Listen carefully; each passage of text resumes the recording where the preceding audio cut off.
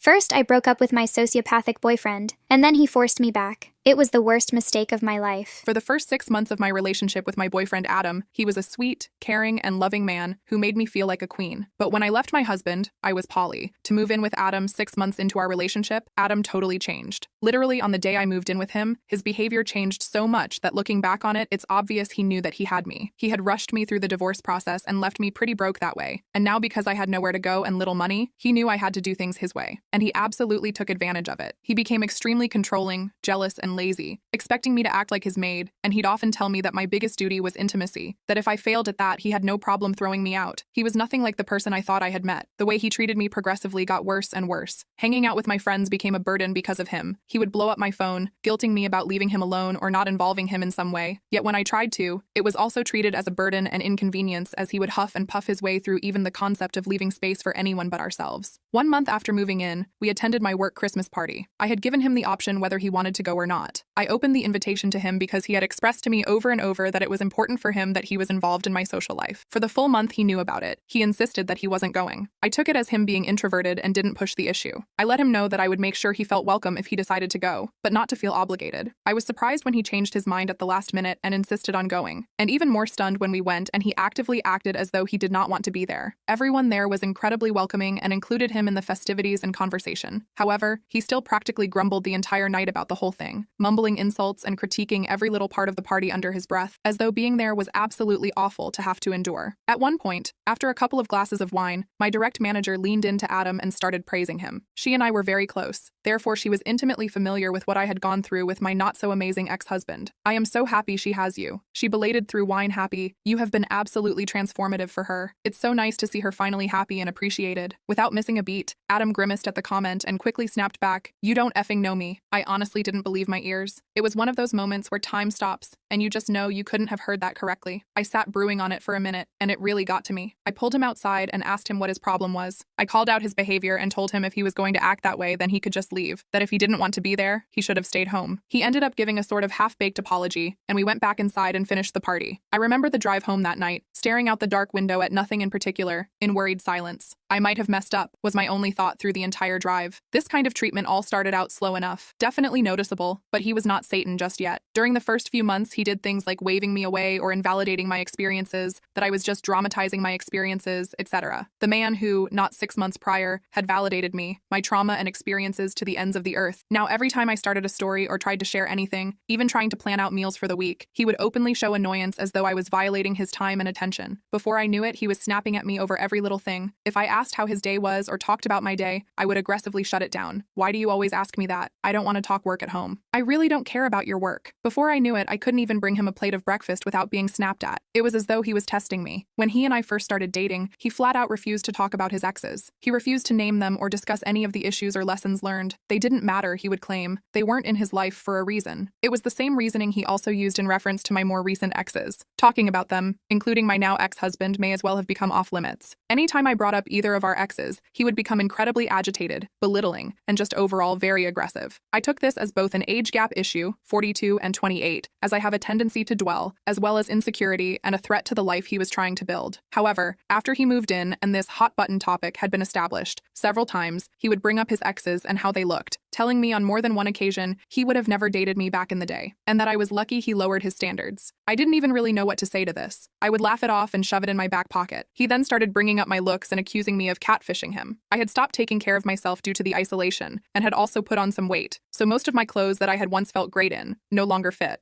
And since Adam had also been dishonest with me about his financial position, he was always needing extra money here and there, leaving me broke almost all of the time. A horrible tragedy happened that following summer, while Adam and I were together. I received notice that a good friend I went to art school with took his life. I was rocked. Adam, however, was far from supportive. He pretty much immediately shrugged it off. "That's life. I guess that's what happens when you give in to the whole effing depression trend." I was baffled at such an unsympathetic response, and even more later when Adam started to interrogate me about my relationship with this guy, asking when the last time it was that I had even talked to this friend. "You don't even know this guy anymore. Who cares?" I broke up with him the first time after he called me at work raging. I was busy, so I wasn't able to answer right away, but once I was finally able to answer, I was met with intense intense anger. It was storming, and one of my dogs was having an anxiety attack due to storm and separation anxiety. This wasn't the first time, and he was well aware of what she needed in those moments. "Why the F aren't you answering my calls? You answer when I call you, I don't care where you are." He went on for a few minutes, calling me a crappy girlfriend and laying into me over my sudden distance and lack of communication while I was at work. At this point, I was done and I lost it. I tore into Adam over everything, especially causing problems for me at work. That being in my life is a privilege, and if he's going to wake up every day acting like he hates me, then I don't know what on earth he's even doing with me.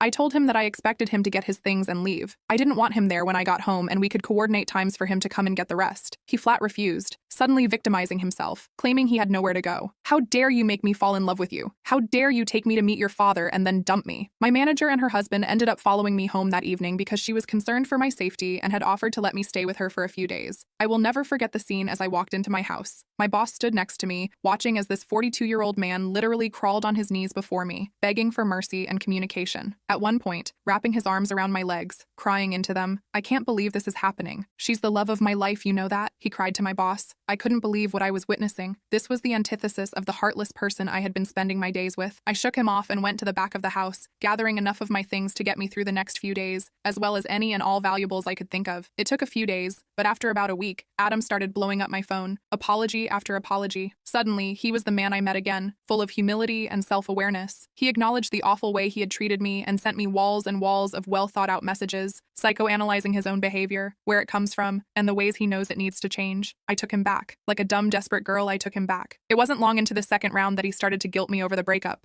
My panic had damaged his relationship with the people in my life, and he made sure that I knew it was my responsibility to fix it. It wasn't long after this that my car ended up breaking down at a gas station close to home. There was a very nice couple in the vehicle next to me that came to my rescue and checked things out under my hood. The gentleman turned out to be a mechanic for a living, so he had a pretty good theory about what could potentially be going on. By this time, I had already attempted to contact Adam to let him know what was going on and where I was. It wasn't long till he got off work, so he told me to sit tight and he would be there shortly. Meanwhile, this sweet couple stayed put and kept me company while I waited. Adam barreled in about 15 minutes later, completely ignoring the couple that had helped me. Touching base, the gentleman handed me a slip of paper with a name and phone number on it, reviewing what he thought was going on with my car. Before Adam butted in, cutting him off, "I said she's fine," he snapped. I could see the woman out of the corner of my eye, slink away at this comment and get into the passenger seat of their car. I could feel the sudden tension, like maybe she's been here before. The gentleman didn't move and shifted his attention to me as Adam walked into the store. I could see he was clearly concerned. "Are you okay?" he asked in a low, almost whisper. "You don't have to answer that, but if you need anything." He looked down at the number in my hand and nodded to it. Seriously. With that, he got into the driver's seat of his car and drove away. I've thought about that couple countless times since that night. Everything went right back to the way it was before, as though the initial breakup never even happened. The same eggshells, the same belittling. If anything, it was worse, because I had permanently damaged our relationship. If I had just not been so dramatic, if I didn't run away from everything, then maybe he wouldn't have to work so hard for respect in my life. One night we got into an argument, but I paused the argument in order to get some sleep before work. When I went to lay down, I heard the TV turn on. I have a soundbar, so the volume can get pretty loud. Adam proceeded to turn the volume up and up and up, far past any volume I ever pushed those same speakers to, even for parties. The very walls were reverberating with the sound of the TV at astronomical volumes. Adam then started laughing hysterically. It was a laughter manic with anger, as though something might be funny on TV, but he might also jump through a window right now. I remember laying in bed absolutely horrified at what was happening. I knew things had gotten bad, but now I was scared. I got out of bed and asked him to turn it down, to which he responded, scoffing, "I'll watch TV if I effing want to," and turned it up even louder. I felt like I was in a horror movie. I started crying at this point, begging him to please just let me sleep. He started mocking me and calling me names for crying. "Oh, wah, poor baby is crying again. That's your card, isn't it? Crying?" This caused the fight to start again, and he started screaming, followed me to my bedroom, where he suddenly socked a door 2 inches from my head. His eyes were black and he looked me in the eye, sending the clear, unsympathetic, and hostile message that that was a warning and next time he wouldn't miss. My whole system had shut down at this point and I sunk to the floor in a panic attack. My ex-husband had issues with violence. Adam knew that. All our rentals prior to that one had holes in walls and doors peppered throughout our unit due to my ex-husband's inability to handle his emotions. But he never hurt me, or even came close to it. I crumpled to the ground feeling powerless, trapped and afraid. As my thoughts continued to race, he continued to berate and mock my panicked state. Most of our argument from that night was a blur, but ended abruptly once he threatened to put my social security number on the dark web. At this point, all that was left in me was to fight. I blacked out and went ballistic, screaming at him to get out. I screamed like a banshee for him to leave my home. It was over. over, and I was ending it that second. I contacted my landlord and explained what had been going on. Adam would also end up contacting her, weaving his own tale that I was moving out, and tried to have the lease transferred into his name. Luckily, since I was several steps ahead of him, my landlord didn't fall for it and contacted me immediately. She personally came and changed my locks for me, gave me the personal contact of a police officer close by in case he showed up again, and took half off my rent for the next month. I am forever grateful to her for these simple acts of kindness that were above and beyond anything I would ever expect from a landlord. It took weeks for him to stop messaging me. The only reason I didn't block him was out of fear that he would show up at my house. Though I had contacts for protection, I knew I would rather get a daily apology video than have to deal with him on my doorstep. So they persisted for a while. The same act from before. The love bombing, the promises, grasping at straws trying to find the weak spot where I would let him back in. But I ignored it. It continued for weeks before he finally gave up. He bowed out gracefully, stating boldly that he will always love me. I left him on red. The illusion was destroyed. In one of our last discussions, I asked him desperately, "What happened to the guy I fell in love with?" Adam looked me in the eye, smirked, and said, "That guy doesn't exist. I told you what I had to tell you in order to get you away from that husband of yours. You're just stupid and fell for it."